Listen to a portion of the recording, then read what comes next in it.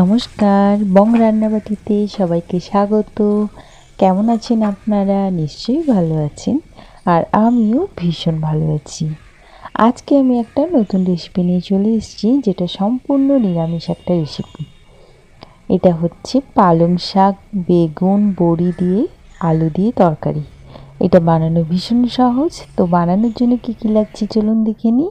প্রথমেই আমি পালং শাকগুলো ভালো করে ধুয়ে কেটে রেখেছি, আর দুটো আলু আমি ভালো করে ধুয়ে লম্বা লম্বা করে কেটেছি।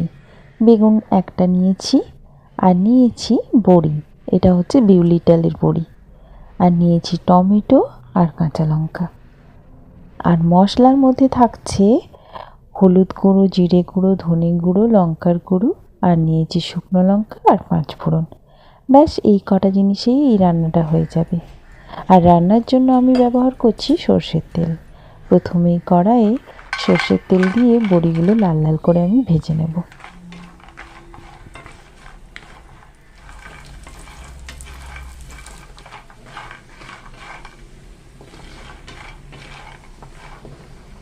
দেখুন বড়িগুলো কিন্তু লাল লাল করে ভাজা হয়ে গেছে। এবার আমি বড়িগুলো তুলে নেব।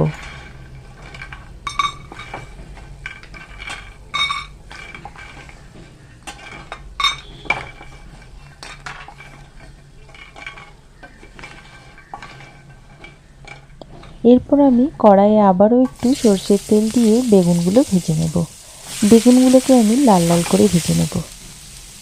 পরিমাণ মতো লবণ, হলুদ দিয়ে এটা ঢাকনা দিয়ে দিয়ে ভেজে নিলেই বেগুনটা ভাজা হয়ে যাবে।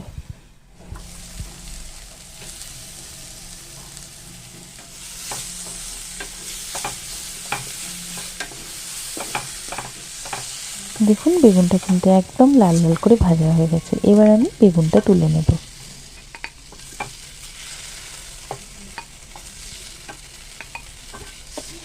আবারও আমি ওই একই কড়াইয়ের মধ্যে পরিমাণ মতো সর্ষের তেল দিয়ে দেব হচ্ছে 5 ফোড়ন আর শুকনো লঙ্কার ফোড়ন।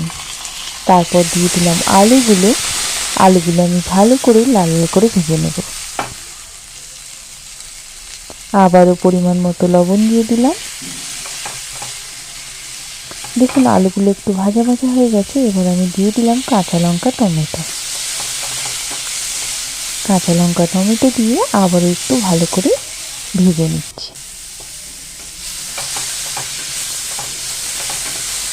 এবার আমি দিয়ে দেব সমস্ত মশলার মিশ্রণটা।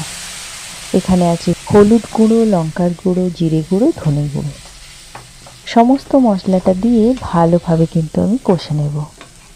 দেখুন শুকনো শুকনো হয়ে গেছে, কষানো হয়ে গেছে। এবার আমি এর ওপর দিয়ে দিয়ে দেব পালং শাক।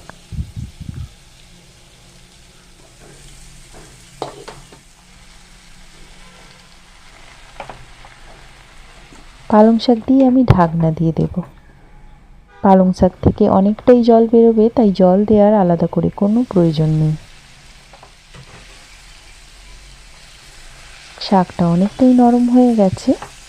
এবার আমি ভালো করে আলুর সাথে মিশিয়ে নিচ্ছি।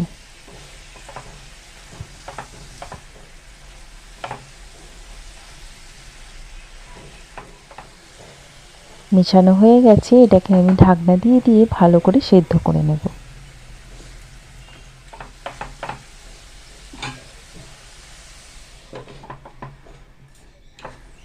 দেখুন অনেকটাই কিন্তু জল বেরিয়ে গেছে। এই জলেই রান্না হয়ে যাবে, আলাদা করে কোনো জল দিতে লাগবে না। আলুগুলো একদম সেদ্ধ হয়ে গেছে। এবার একটু শুকনো শুকনো করে নেব।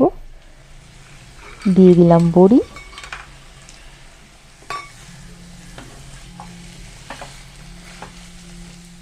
দিয়ে দিলাম স্বাদ মতো চিনি।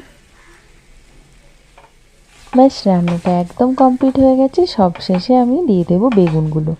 বেগুনগুলো একদম শেষে দেওয়ার কারণ হচ্ছে বেগুনটা যাতে একদম ঘেঁটে না যায়, সেই জন্যই আমি একদম শেষে দিলাম। রান্না কমপ্লিট হয়ে গেছে। এবার আমি এটা নামিয়ে নেব। আমার এই রান্নাটা আপনাদের কেমন লাগলো অবশ্যই কমেন্ট করে জানাবেন, আর ভালো লাগলে লাইক করবেন, শেয়ার করবেন।